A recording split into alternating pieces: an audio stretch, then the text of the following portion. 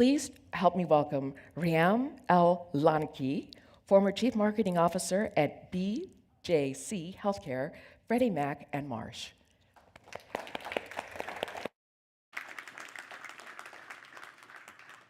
Thank you so much, and good morning, everyone.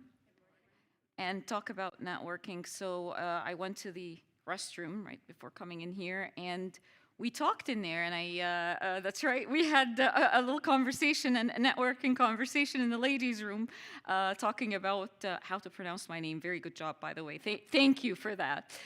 So I'm delighted to be here, and thank you so much for all of you for being here as well.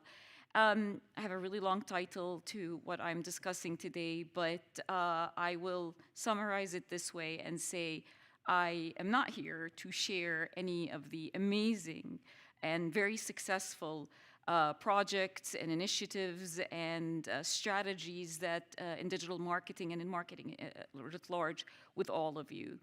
I'm actually here to share with you more of the strategies, corporate strategies, organizational strategies that I've had success with that helped us create the foundation to be able to do these other initiatives, the digital work, the marketing work. And so I'm really talking about organizational dynamics and how to position marketing in a way that you truly are a strategic function and a partner.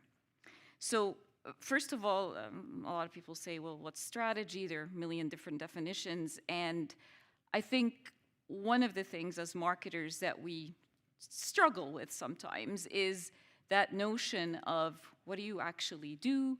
Where's the value coming from?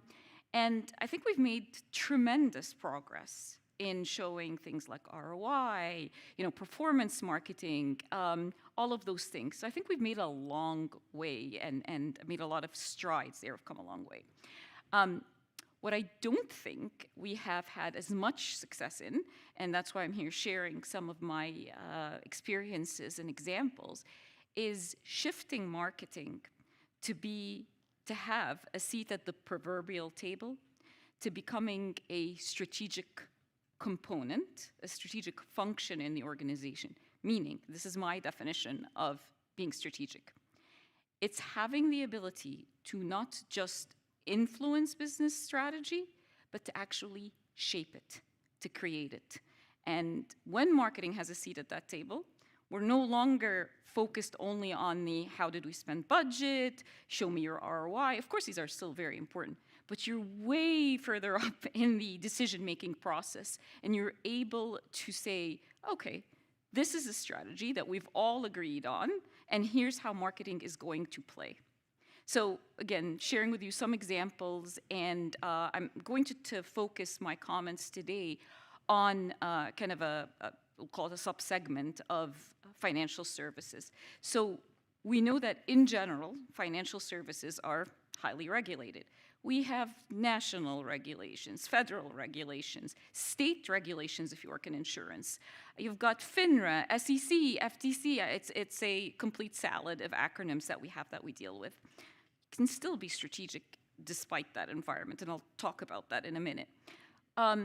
My comments are going to really be focused more on intermediated business models, meaning we have salespeople, we have agents, brokers. So it's not a direct-to-consumer play. And again, that's kind of a subsector of financial services, but in my view, that's predominant in financial services more than in any other sectors. And then lastly, I wanted to focus a little bit on B2B, so that end consumer could be B to D to B, or just B2B. And I wanted to focus on that because, again, when we talk about setting strategy and about marketing being in there at the table, there tends to be kind of a lower value placed sometimes on marketing when it's a B2B environment. So let's talk about regulation. As I mentioned, we're very highly regulated, and the footnotes that we have to include on everything in financial services can feel at times very constraining. We're also obviously there's a lot of scrutiny regarding the information that we have on our consumers and how can marketing do that in a compliant way. But add to that, which I've always found interesting, is that a lot of the financial services, and especially the larger ones, but the small ones too, tend to be risk averse. I always found it interesting, I worked in insurance for a while, that for a business that makes money off of taking risk, it tends to be very risk averse when it comes to the business itself. Change happens very slowly, and there's a resistance to it. And it's not a resistance because just the typical people don't like change. No, there's an element of risk that is inherent in change, and these financial institutions, rightly so, do not want to run afoul of anything, so they tend to be risk averse and slow down change. And so one of the things that I've successfully done in actually multiple places now is rather than try to be, to get permission to do some of the things that we want to do when we know it can be compliant, when we know that the risk is not a high risk, is rather than try to seek permission, we try to work together and ask how. So we've created what we called a Strategic Advisory Council, became SAG after that. And you could call it whatever you want to. We had the kind of players that you would expect, the stakeholders that you would expect there, IT, sales, the head of divisions, sometimes head of product. But we also had compliance, risk, and legal there. The idea was this group of leaders, when there's a marketing initiative that we're thinking about, when there's a problem that we're wrestling with, it would come to this group of leaders. And rather than asking, especially compliance, legal, and risk, can we do XYZ? The question became, how can we do XYZ? And it changed the dynamic. I saw some, compliance people who were coming up with amazing creative ideas. I still got the no, but the dynamic changed, the discourse changed, the positioning of marketing changed from one that, again, seeks permission to one that is a partner and is a thought partner. It's been very, very successful. It's been very helpful. Obviously, you have to think about what your agenda is going to be. These meetings need to be structured so that they don't become just another meeting on people's calendars. And the other thing that I found to be very effective in having these types of forums is an element of education. We assume, because we're marketers, that, well, of course we can do, XYZ in a compliant way. But our partners don't always know that. We can't assume that people in compliance or in legal or even the product leaders understand that, oh, no, we can do this. And yes, it's HIPAA compliant. I worked in healthcare a bit, and that's a very high bar. But still, it's doable. And we need to show them these tools rather than wait until we're getting the contract and we have the bid, then we go to compliance and they look at the contract and say, well, this won't work. Having them working with us from the beginning and educating them on it makes a world of a difference. Then the other strategy that I've found to be helpful, and we've used in a number of places, is what we called a beacon project. Some of you may be familiar with the term. And that is not a proof of concept. A beacon project is a business opportunity that, as marketers, we know we can impact. It needs to be high visibility. It needs to be one that you can complete in a relatively short amount of time. And it needs to be one where you can measure and demonstrate the results and the success that you've had. So an example I will give is I worked for a very large financial institution, and one of their smaller lines, very profitable but smaller, was a transaction that happened an international market, in the international markets only. The reason that international players were buying this specific financial product was really driven by information. So the need for transparency and information was critical. When I joined, the information was provided, it was published on the website as Excel spreadsheets. And these very sophisticated banks, Bank of China, would have to download the Excel spreadsheets, XML, and look through them and sort them. And I could not believe, this was not that long ago, that we were doing that. And I said, there must be a better way. took it to the Strategic Advisory Council and said, hey, we have this very specific product. There's a data set that has to go out. Can't we do it in a better way? I mean, it's the same data. We'll make sure that the data quality is there. We'll make sure we have all of the checks and the balances. We'll make sure that this is done in a secure way from a cybersecurity standpoint, but we have to make it a bit more interactive. We can make it better. And we did. And again, it was a very good example, not a proof of concept, because there was a result at the end. It's still being used until now, that tool that we created. And a way where marketing showed that we can think about things differently, we can implement, and we can do it in a rapid fashion, in a very compliant way.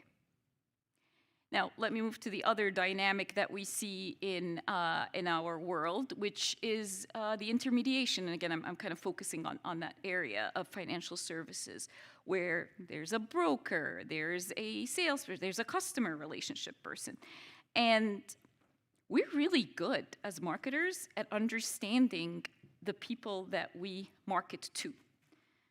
We should be just as good understanding the people that we market with, our intermediaries. And so an example that I'll give, that's something that we used and again found very helpful at another large financial services organization. We looked at the relationship with sales the dynamic wasn't fantastic, I'll say that. And we looked at the data on the salespeople that we had. It was tied agency. And we started segmenting them. We found that there were roughly 3 archetypes that emerged. So thinking about it just like a marketer would. There were the hunters, the gatherers, and the farmers. And we created those profiles. The hunters liked the thrill. They liked to go after accounts really early on. They were kind of at the top of the funnel type people. Those were the leads that we gave them. The gatherers still liked the chase, still liked to be out there, but didn't want to do all of that work. So qualified leads a little bit and gave them those types of leads. Then you had the farmers. Those were the ones that had the big accounts, were really a lot more focused on retention and loyalty and upselling. Okay, well now we know. That's what we're going to focus on with them. That is the type of strategy and focus that we had dealing with our own sales or intermediaries. We're good at this. We're marketers. We know how to understand motivations. We know how to influence them. And we need to deploy that same way of thinking when we're working with our intermediaries, with our sales teams. I don't know how many of you can relate to that, but I've had the sales saying, I need a brochure. And you look at it and you say, no, really? I mean, who are you going after with who uses brochures anymore? Or, oh, yeah, are we going to do a Super Bowl ad? Okay, why? Who are we targeting? I know it's lovely. I'd love to do a Super Bowl ad, but who are we targeting with that? And so that disconnect exists where the ideas are, if I don't understand their motivation, why on God's earth do they want a Super Bowl commercial other than because it's a Super Bowl, it's easy for me to dismiss that. But when you use what we do, which is look at the data on them, how are they incentivized? Who do they report to? I had a boss who always used to say, tell me where you sit, I'll tell you where you stand. What's their reporting lines? What's the relationship we have with them in those reporting lines? That changes the dynamic. And wouldn't you know it, same person who told me I want a brochure, fast forward a year, so it took a while, a year later calls me to say, hey, I just got out of this amazing conference and panel, and I'm at the airport, and here's what I was saying, and here's what I heard our competitors say. Do you think there's a better way to message this? I mean, I had to put the phone down and say, oh my God, hallelujah, finally getting to a point where we're talking about how to approach the market, not what artifacts or what systems even do we deploy based on what they need. So again, I've found that to be very successful, and hopefully some of you do as well. The last point, the B2B and humanizing it. So I was very purposeful with this image of a building because I've always had this kind of inside joke of, for some reason, when you start talking about B2B or B2D to B, as long as the end is a B, it seems like people think we're selling to a business or a building. It's not. It's not this homogeneous blob that's out there that is that you're selling to. That's not the way it works. And so again, as marketers, we need to think about it differently. I pulled up some stats to kind of show the point.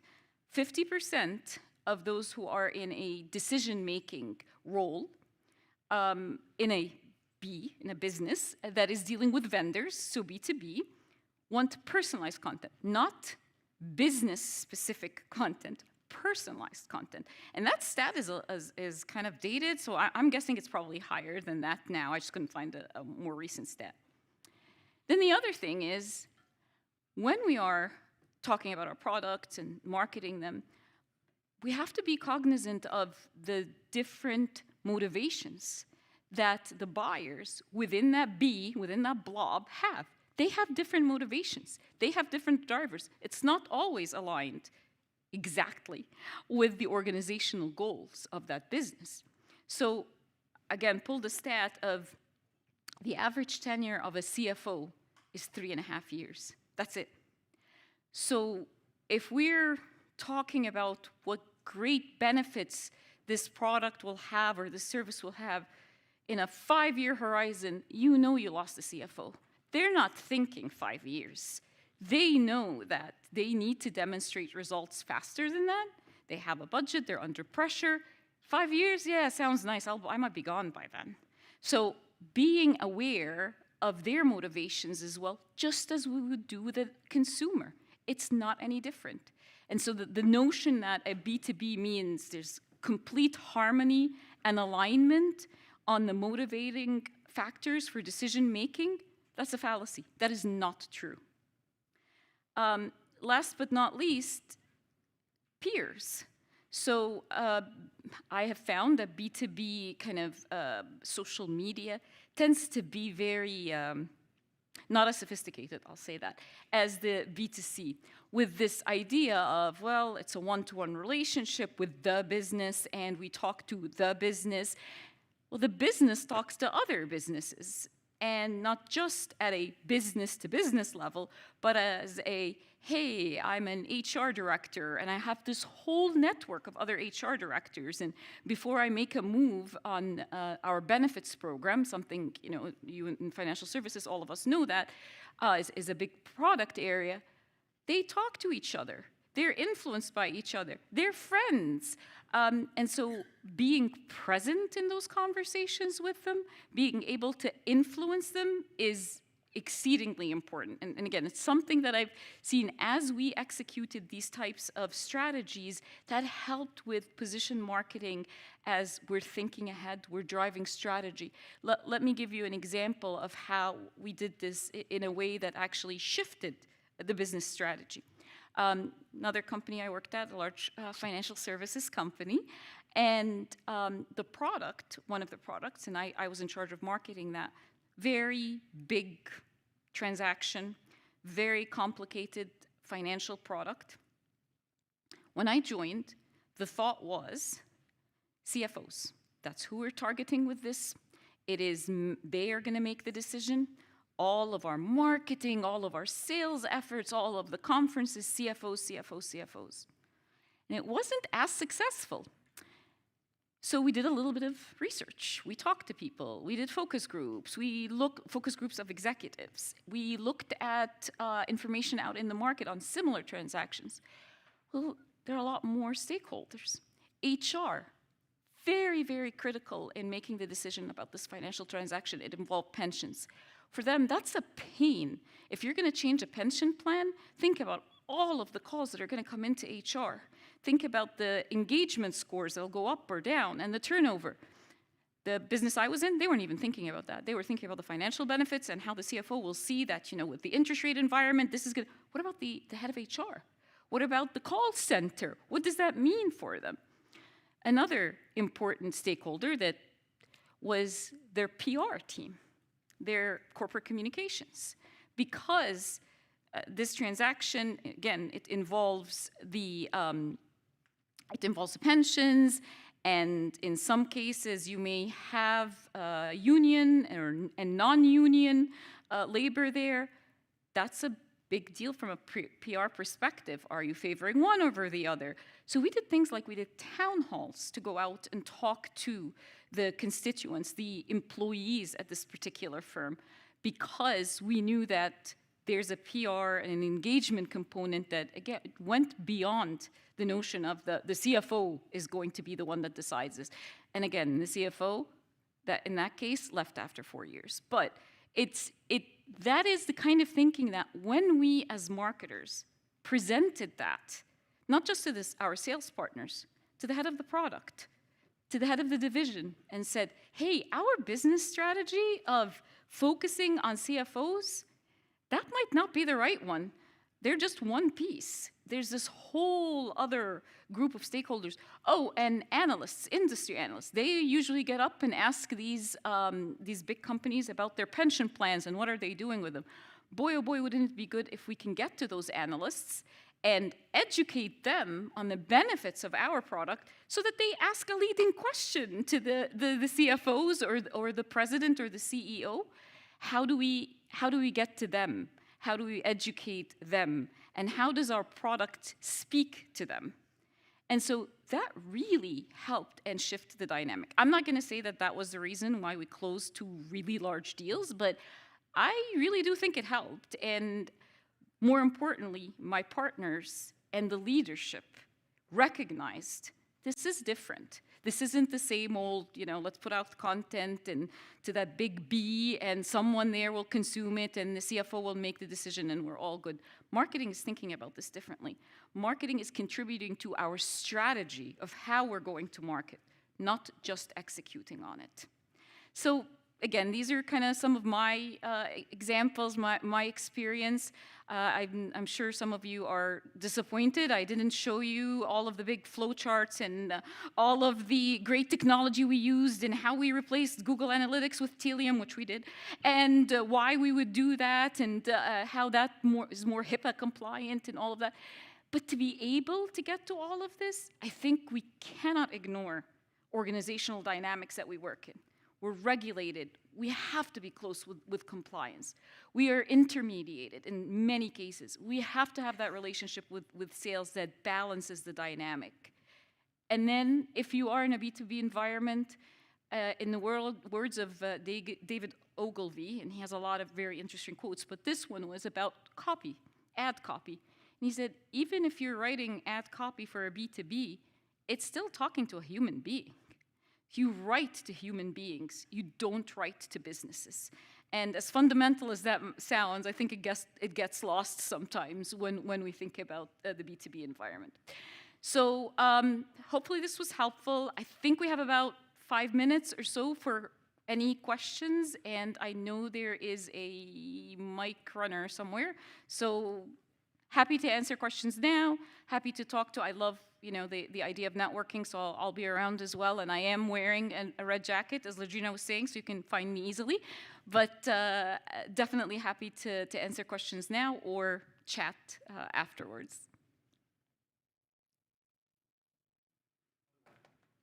Oh. My table mate, thank you. He saw me this morning as I was prepping, so. So you talk about appealing B2B-wise to their peers.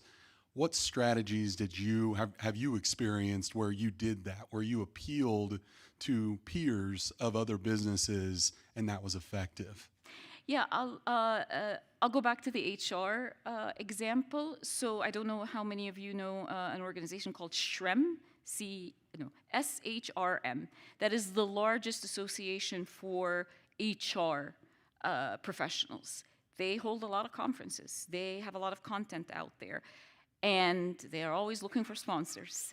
And so being able to be present there, not as a vendor, not necessarily, but more as part of the conversation there. Having our HR leader was part of that group, and being able to be present there and understand, oh, they actually have a subgroup on LinkedIn. Can we join that? Can we join that conversation? They have little retreats that they go to. Can we be there? Can we know, at least hear from our HR leader what they're talking about? That's the other thing that we found to be very enlightening, is that, hey, we have a head of HR. Gosh, we have a focus group of one right here. We should listen to her or him and understand, what are they talking about in these groups? That's the best source of truth. And then from there, we can devise the right messaging, the right tactics. Where do they get their information from? Which magazines do they read? Where do they talk? So that was a really, really good source of information for us, and just being part of that discourse. Other questions? Thoughts? Just like the jokes up there? Yeah? All right, well, thank you so much for being here, for listening to me. I hope you found this to be helpful, and I'm looking forward to meeting most of you, all of you, and to the rest of the day. Thank you so much.